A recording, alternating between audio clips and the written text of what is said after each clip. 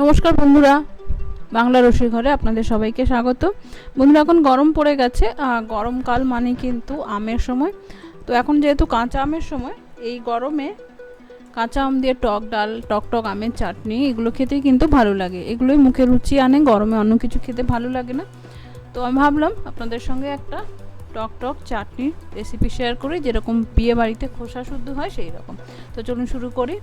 প্রথমে আমি এখানে একটা বাটিতে জল বসিয়ে নিয়েছি, জলটা ফুটছে, আর এখানে আমি আমটা এইভাবে লম্বা করে খোসা শুদ্ধ কেটে নিয়েছি। চাইলে আপনারা একটা আমকে 4 ফালি করতে পারেন। আমার আমটা একটু বড় ছিল, তো তাই জন্য একটুখানি এরকম লম্বা লম্বা করে কেটে নিয়েছি। আমি খুব বেশি করছি না, কারণ খুব বেশি টক আমের চাটনি আমাদের বাড়িতে খুব একটা পছন্দ করে না। আমি যেহেতু খুব ভালোবাসি তাই জন্য করছি। তো দিয়ে দিলাম একটু নুন, দিয়ে এটা জাস্ট 1 মিনিট একটু ফুটিয়ে নেব। ফুটিয়ে নিলেই কিন্তু নরম হয়ে যাবে। দেখুন এরকম 1 মিনিটে কিন্তু ভালোই সেদ্ধ হয়ে গেছে। যেহেতু আমটা খুব টক, তো আমি জলটা ফেলে দেব।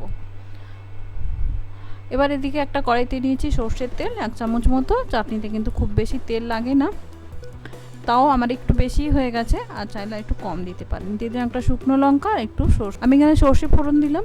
আপনারা যদি মনে করেন 5 ফোড়ন দেবেন তাও দিতে পারেন। অনেকে দেখেছি চাটনিতে 5 ফোড়ন দেয়। তো যাই হোক, সর্ষে আর শুকনো লঙ্কাটা ভালো ভাজা হয়ে গেলে একটা বেশ সুন্দর গন্ধ বেরোবে। তো সুন্দর গন্ধ বেরোনো হয়ে গেলে আমি এতে দিয়ে দিচ্ছি একটু হলুদটা আগে দিয়ে দিচ্ছি এই কারণে, যাতে করে চাটনির মধ্যে কাঁচা হলুদের গন্ধটা দিচ্ছি আমগুলো। এবার আমটা আমি 1 মিনিট মতো তেলে একটু ভেজে নেব। 1 মিনিট মতো ভাজার পরে আমি দিয়ে দিচ্ছি জল। আপনার চাটনিতে যেরকম গ্রেভি রাখবেন সেরকম জল দেবেন। আমি মোটামুটি এটা কিন্তু একটু পাতলাই রাখবো, কারণ এই চাটনিটা কিন্তু পাতলাই ভালো লাগে। তো এবার দিয়ে দিচ্ছি নুন। সেদ্ধ করার সময় অল্প নুন দিয়েছিলাম, আবার একটু নুন দিয়ে দিলাম। আমের চাটনি যেহেতু টক হয়, নুনটা কিন্তু একটু বেশি লাগে। আর দিয়ে দিচ্ছি চিনি। আমি এখানে প্রায় 100 গ্রামের মতো চিনি দিয়েছি, কারণ ওই যে বললাম আমাদের বাড়িতে খুব বেশি টক পছন্দ করে না, আর এই আমটা ভীষণ টক ছিল, ওই জন্য আমি একটু বেশি চিনি দিলাম। এবার চিনিটা দেওয়ার পর চিনিটা গলে যাতে গ্রেভিটা একটু ঘন হয়, একটু আঠালো ভাব হয়, তার জন্য আমি মিনিট 5 কম আঁচে ফুটিয়ে নেব, যাতে আমের ভেতরেও মিষ্টিটা ঢুকে যায়। দেখুন আমের ভেতরে মিষ্টিটা সুন্দর ঢুকে গেছে, আর গ্রেভিটা কিন্তু আর অত ট্যালটেলে পাতলা নেই।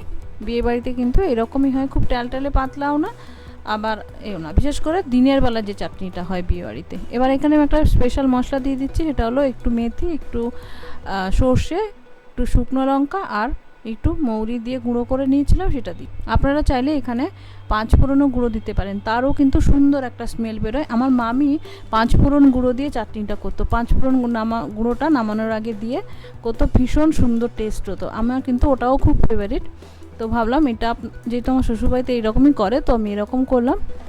সর্ষে ফোড়ন সাধারণত লোকে দেয় আর কি। তো বন্ধুরা, রেডি আমার টক টক বিয়েবাড়ির স্টাইল গরমে অমৃত সমান আমের চাটনি। আশা করি আপনাদের ভালো লাগবে। বাড়িতে অবশ্যই করে এই সময় করবেন, তাহলে দেখবেন শেষ পাতে আপনার মুখে রুচি ফিরে আসবে, খেতে ভালো লাগবে ভাত গরমে। ভালো থাকবেন, সুস্থ থাকবেন। নমস্কার, ধন্যবাদ।